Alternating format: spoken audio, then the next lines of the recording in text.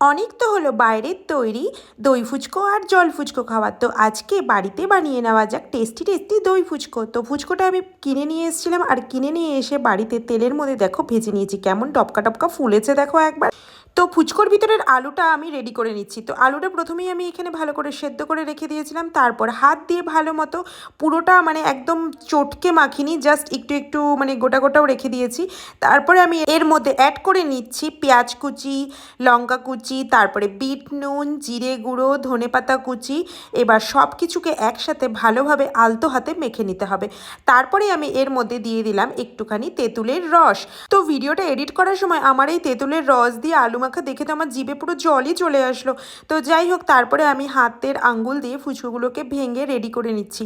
তারপরে আমি এর মধ্যে সেই আলু মাখাটা একদম পুরো ভরে ভরে পুড়ে দিলাম, কারণ আলু যত বেশি হয় না আমার ততটাই ফুচকা খেতে ততই বেশি আরও টেস্টি লাগে। তারপরে ভরে ভরে এর মধ্যে আমি দই দিয়ে দিলাম, আর দইটাকে আমি আগে থেকে ভালো করে একটু ফেটিয়ে রেখেছিলাম একটু লবণ আর একটু চিনি দিয়ে। তারপরে আমি এখানে অ্যাড করে দিলাম তেঁতুলের চাটনি, যেটা আমি ঘরেই তৈরি করেছি। আর তোমরা যদি এটা রেসিপি চাও তাহলে অবশ্যই আমাকে কমেন্টে জানাবে। চাটনিটা খেতে যা হয়েছিল না, ভীষণই টেস্টি হয়েছিল। তারপরে আমি আবারও একটু দই দিয়ে দিলাম, আর তারপরে আমি এর মধ্যে অ্যাড করে দিলাম অনেকগুলো ঝুরি ভাজা, আর তারপরে আবার সেই তেঁতুলের চাটনি দিয়ে দিলাম, আর ওপর থেকে গার্নিশিংয়ের জন্য একটু ধনেপাতা কুচি। টাটা, দেখা হচ্ছে তোমাদের সাথে নেক্সট ব্লগে। অবশ্যই বাড়িতে একবার ট্রাই করো।